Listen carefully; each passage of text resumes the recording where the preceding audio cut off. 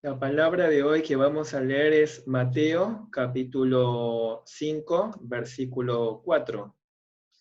Bienaventurados los que lloran, porque ellos recibirán consolación. En el mundo que vivimos, a la gente le gusta reír, no precisamente en estos tiempos, sin embargo, en términos generales, a la gente le gusta reír. Las industrias del entretenimiento obtienen grandes ganancias provocando carcajadas. Se considera que lo más importante es pasarlo bien ahora. El mundo no quiere ver a la gente que se lamenta, a los deprimidos, los considera aguafiestas. Sin embargo, nuestro Señor Jesucristo llama bienaventurados a los que lloran. Entonces, en primer lugar, es necesario que aclaremos a qué tipo de lloro se refiere acá, a qué tipo de llanto o tristeza se refiere.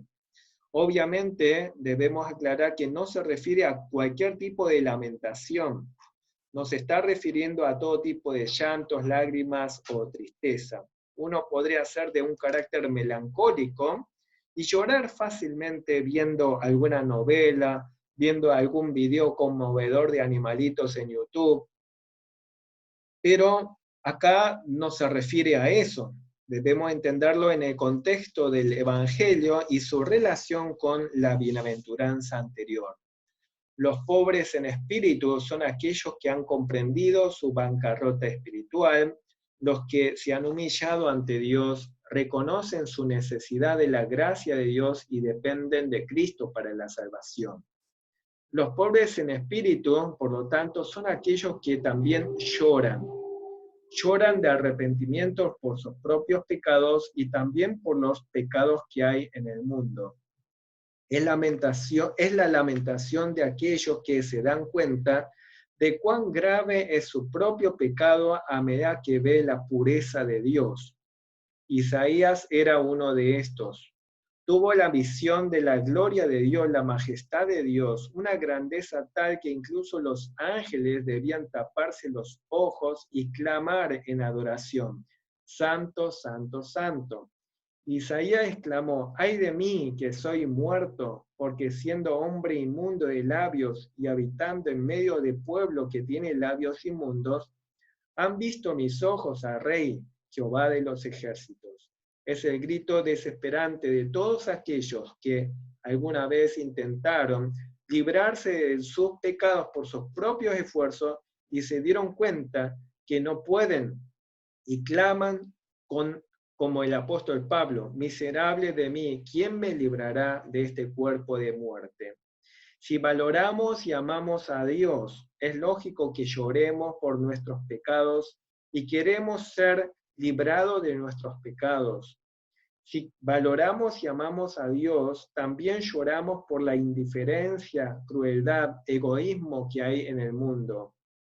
Cuando la gracia de Dios toca nuestro corazón y nos hace nacer de nuevo, aprendemos a amar a Dios a un grado tal que comenzaremos a llorar a causa de todas las obras impías que los impíos han hecho impíamente. Es un llanto que se centra en Dios, no en el hombre. Suspiramos y lloramos no solamente por nuestros propios pecados, ni solamente sobre estos y el poder de los malvados para oprimir al justo, sino a causa de todas las abominaciones que se hacen en medio de nuestra nación. Nos apena que Dios, nuestro propio Dios, a quien amamos, sea deshonrado.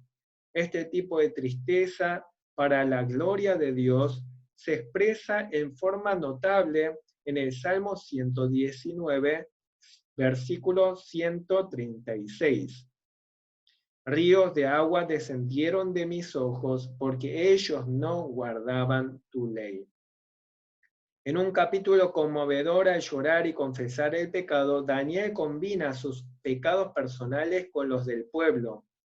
Al hacerlo, ruega así, oye, Señor, oh Señor, perdona, presta oído, Señor, y hazlo.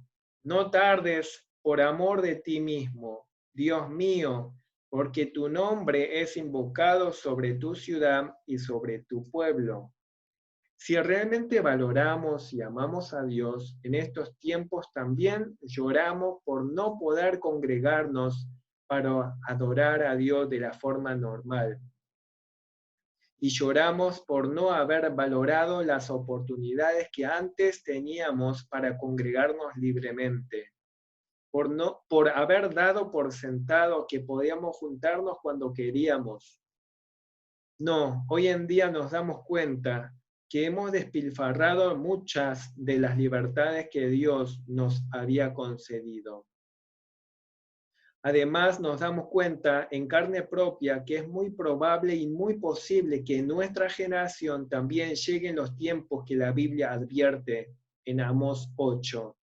Y aquí vienen días, dice Jehová el Señor, en los cuales enviaré hambre a la tierra, no hambre de pan ni sed de agua, sino de oír la palabra de Jehová. E irán errantes de mar a mar, desde el norte hasta el oriente, discurrirán buscando palabra de Jehová y no la hallarán.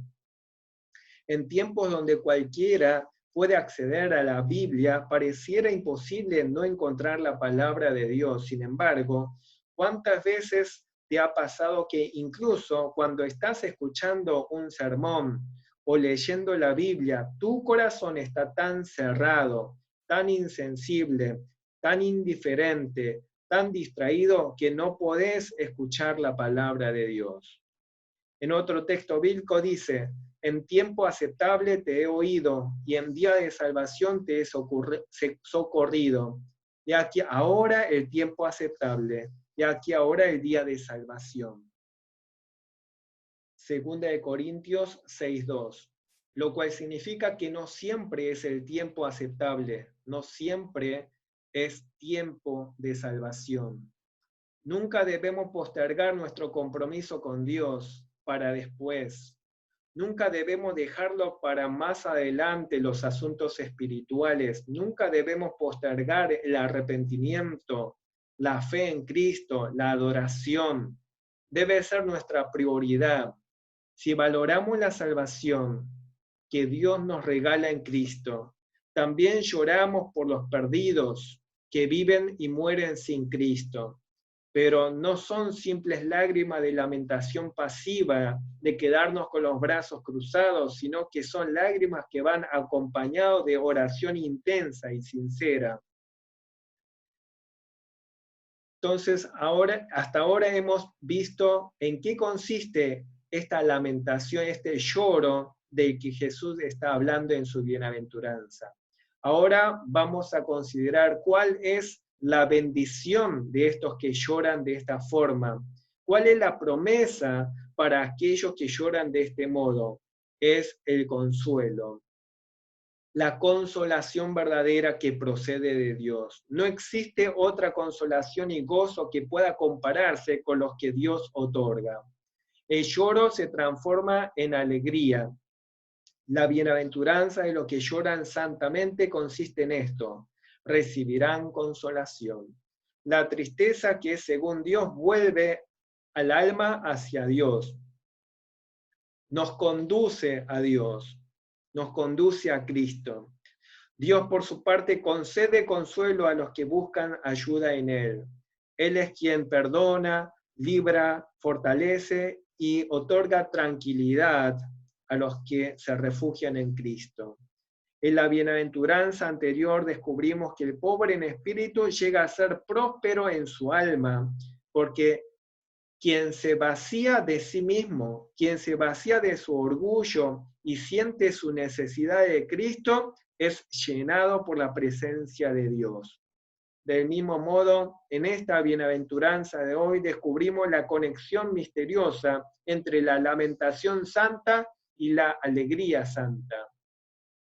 Esta es la respuesta a la pregunta de algunos que dicen: ¿cómo es que se nos dice que nos regocijemos siempre en el Señor y a la vez nos dice que son bienaventurados los que lloran? Porque solamente los que tienen la lamentación santa son los verdaderamente gozosos en el Señor. Los que se lamentan por el pecado se regocijan en el Señor. En cambio, los que se alegran en el pecado, no se alegran en el Señor, y jamás tendrán la alegría verdadera hasta que aprendan a llorar en arrepentimiento por la gracia de Dios. En la Biblia vemos muchas veces esta conexión misteriosa entre la tristeza santa y la alegría santa. En el Salmo 94:19 dice: cuando en mí la angustia iba en aumento, tu consuelo llenaba mi alma de alegría. Salmo 34, versos 18 y 19 dice: cercano está Jehová a los quebrantados de corazón, y salva a los contritos de espíritu. Muchas son las aflicciones del justo, pero de todas ellas le librará Jehová. Salmo 30, versículos 4 y 5. Cantad a Jehová vosotros sus santos, y celebrad la memoria de su santidad. Porque un momento será su ira, pero su favor dura toda la vida. Por la noche durará el lloro, y a la mañana vendrá la alegría. Salmo 126, versículo 5. Los que siembran con lágrimas cosecharán con gritos de alegría. Segunda de Corintios 6:10. Como entristecidos, mas siempre gozosos. Realmente cuando aprendemos a llorar de manera santa, en oración, en arrepentimiento, por los pecados propios y orando por la salvación de otros, recibimos el consuelo en esta vida presente. A nivel individual, el que llora se lamenta por su pecado porque ve cuán grande es su ofensa ante Dios, pero aprende a confiar en Jesús como aquel que ha pagado el rescate por el pecado. Y a medida que llora por los demás, descubre que Dios responde a sus oraciones, haciendo que la gente se arrepienta y llegue a la salvación en Cristo. A veces el consuelo consiste en que la aflicción misma es quitada. Con frecuencia, sin embargo, la aflicción permanece por un tiempo, pero un peso de gloria supera el dolor. Es lo que dice en 2 Corintios, capítulo 4, versículos 17 y 18. Esta leve tribulación momentánea produce en nosotros un cada vez más excelente y eterno peso de gloria, no mirando nosotros las cosas que se ven, sino las que no se ven. Pues las cosas que se ven son temporales, pero las que no se ven son eternas. Es apropiado en estos tiempos considerar nuevamente lo que dice la primera pregunta y respuesta del Catecismo de Heidelberg. ¿Cuál es tu único consuelo tanto en la vida como en la muerte? Que yo con cuerpo y alma, tanto en la vida como en la muerte, no me pertenezco a mí mismo, sino a mi fiel Salvador Jesucristo, que me libró de todo el poder del diablo, satisfaciendo plenamente con su preciosa sangre por todos mis pecados, y me guarda de tal manera que sin la voluntad de mi Padre Celestial, ni un solo cabello de mi cabeza puede caer, antes es necesario que todas las cosas sirvan para mi salvación. Por eso también me asegura por su Espíritu Santo la vida eterna y me hace pronto y aparejado para vivir en adelante según su santa voluntad. Pero el consuelo de Dios no se limita a la vida presente solamente. Tiene su expresión máxima y definitiva en la consumación del reino de Dios. Apocalipsis nos enseña que en aquel tiempo Dios secará todas las lágrimas. Ya no habrá más muerte, ni lamentación, ni llanto, ni dolor. Refugiémonos en este tipo de consuelo verdadero que podemos alcanzar solamente en Cristo, nuestro Señor, que nos dice: bienaventurados los que lloran, porque ellos recibirán consolación. Oremos. Padre amado, muchas gracias. Muchas gracias por tu palabra y muchas gracias por tu consuelo. Señor, este mundo necesita de tu consolación.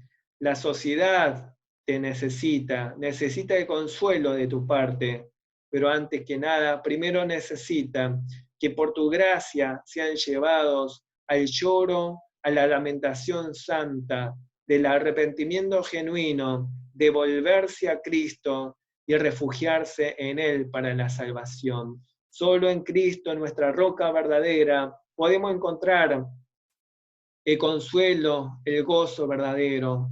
Padre amado, la alegría superficial no puede traer el consuelo real.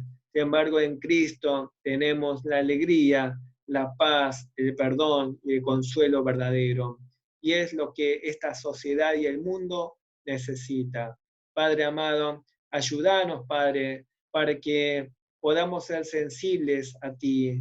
Ayuda a nuestra sociedad para que pueda ser sensible a ti, Padre amado, que tú seas glorificado en medio de esta pandemia, que tu nombre sea glorificado, que la gente aprenda a refugiarse en ti y a hacer tu voluntad. Padre amado, te glorificamos, Señor. Reconocemos que tú eres el Dios soberano. En tus manos se encuentra esta situación y en tus manos es sostenida nuestra alma en medio de la pandemia. A ti te damos toda la gloria. Gracias, Señor.